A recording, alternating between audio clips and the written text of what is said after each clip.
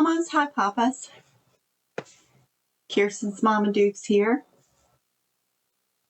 Today we're going to talk about addiction. Not a good subject for me to be talking about because it's hard. But I'm going to do it.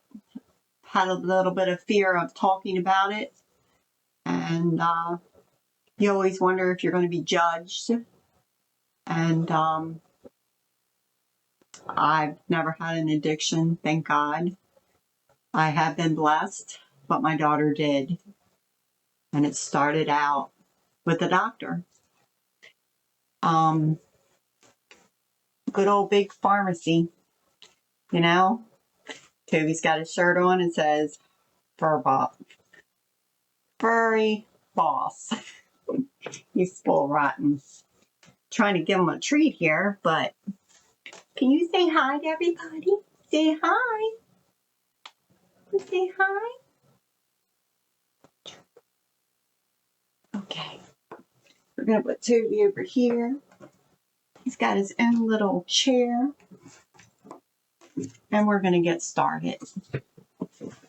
So I've been taking some notes, doing a lot of reading, so I could help educate you a little bit. Let's see. The first wave from roughly 1999 to 2010 is the one most people are familiar with. Taking notes here. This involved the greedy Big Pharma.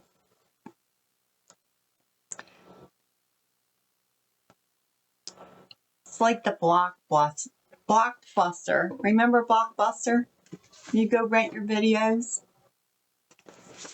of opiates. Oxycontin. The drug poured like gasoline onto America. In 2021,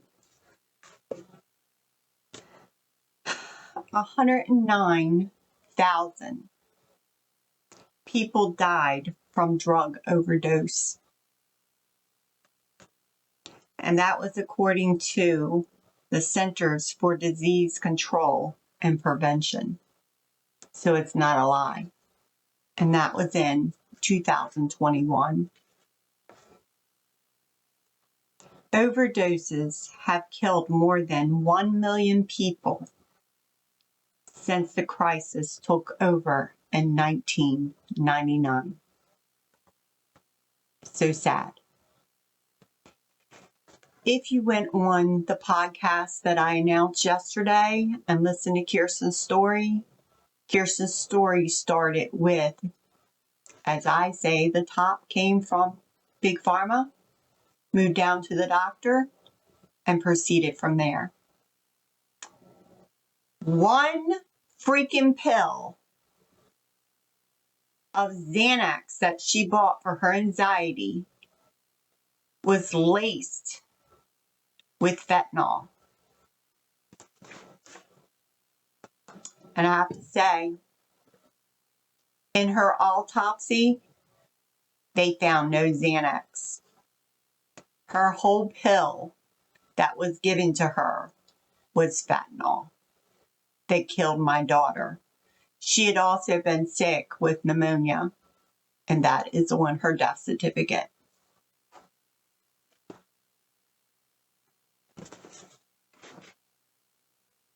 That pisses me off. It pisses me off that they have been making all this money and they're killing people. I am happy that President Trump is in. Some of you might not be, but for my reasons, I voted for him, is I want this fentanyl out of here. And unfortunately, the fentanyl is here. It's here, big time. It's here. And I'm hoping that they can get this under control. But I don't know if they can.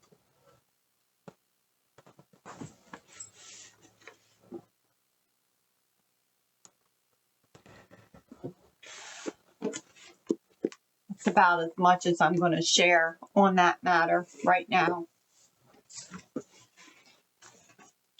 I'm going to read out of my little book. Today I pray for peace within myself and among God's people. Because God knows I need it. Behind me is one of Kirsten's little signs that was bought for her for Christmas. She was designing her room in Alice in Wonderland. Like I told you, she was so artistic and so, wow, was she artistic. And she was designing her room in Alice in Wonderland. And it says the secret, Alice, is to surround yourself with people who make your heart smile. It's then, only then, that you'll find your Wonderland.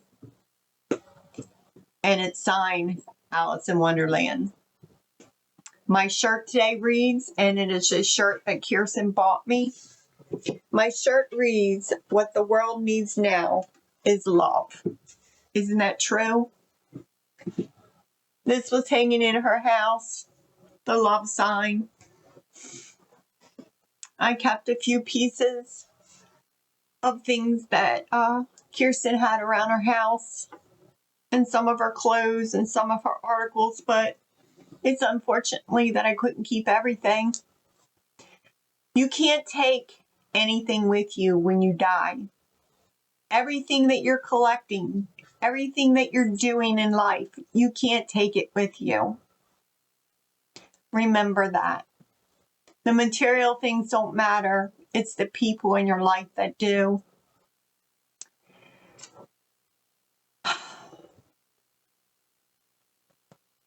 I'm angry. I'm pissed. My daughter's life has not been justified. It's like, I know the police see this kind of stuff every day, but guess what? She worked every day. She coped every day. There was not a drug in her system. She was clean and had been, and I was so proud of her for that. And it took her so much to get to that point for someone to poison her. Now, is Xanax a drug? Yes, it is. After she came off of everything, she had very bad anxiety. She was taking the medication.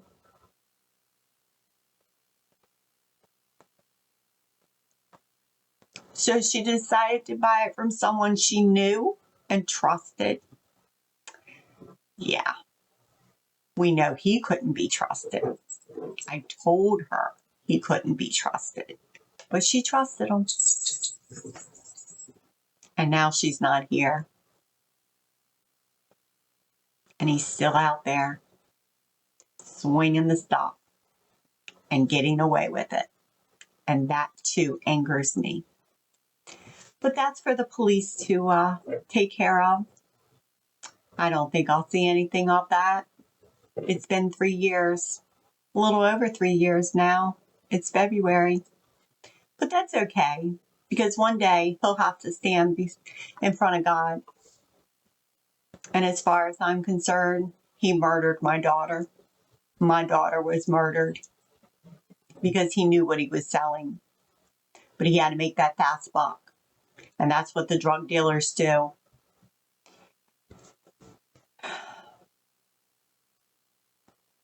Please talk to your children. I always told my child, listen to the doctor. They went to school for this. Take all your medicine. Kirsten had a hip injury. A hip injury. from playing sports, from us keeping her away from people that did drugs. We kept her in sports at all times, kept her busy. It's not fair. It's not fair that her life ended this way. It's just not fair. I know a lot of mamas that have emailed me, and your child has died the same way. I encourage you to come on here if you want to make a comment, if you need help, if you need a rehab for your child. I can help you with that.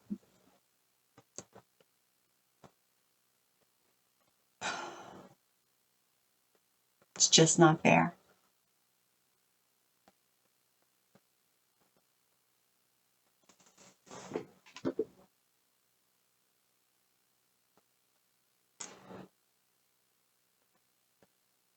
So I will be addressing President Trump about my daughter in hopes that her life will be vindicated, that people will know her name around the world. That is my goal.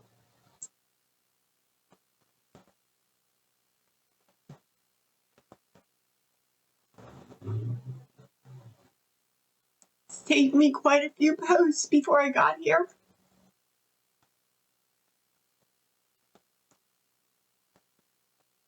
This isn't easy. And like I said yesterday, this isn't for the faint. This isn't for the weak. Us mamas, we are the strongest ones out there. Because when you lose your child, nothing can replace them. Nothing. Toby has not even replaced her. He's made my life a little easier, but he has not replaced her.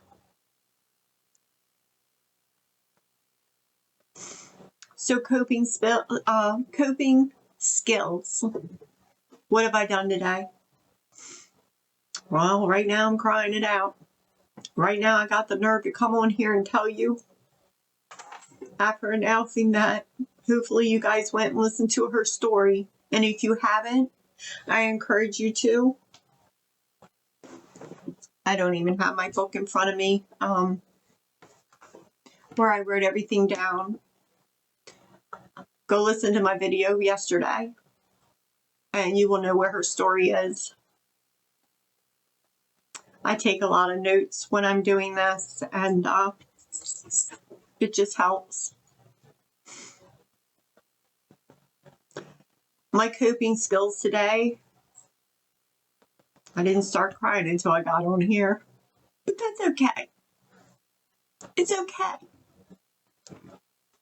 Because it shows you that I'm hurting just like you are. Not all your children have died from fentanyl. A lot of them had cancer, domestic violence, murder, seizures, died in their sleep, not knowing what the answer is. I think that one right there is the worst, not knowing what the answer is. I'm so sorry, mamas. So Toby and I took a walk today. As you can see, it's 79 degrees in here. It's in, I think it's like, let me look on my phone what the temperature is outside. It's supposed to be really nice here in Maryland this week. Very excited about that. But we took a walk. That helped. He definitely likes going outside, and he's getting into things right now because he knows that I can't just grab him. It's 55 out today. So yesterday was 50. It's 55 right now. It's beautiful. If you have a member of your family or your child that's going through addiction, I encourage you to reach out to me.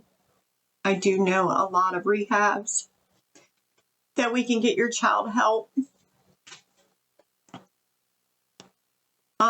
Coping skills that you're going to need as a parent to deal with it.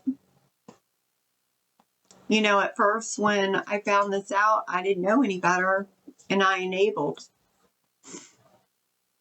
And then as I learned, the enabling stopped. And then the thickness of my skin had to thicken to help her through this. She had a heart of gold. A heart of gold.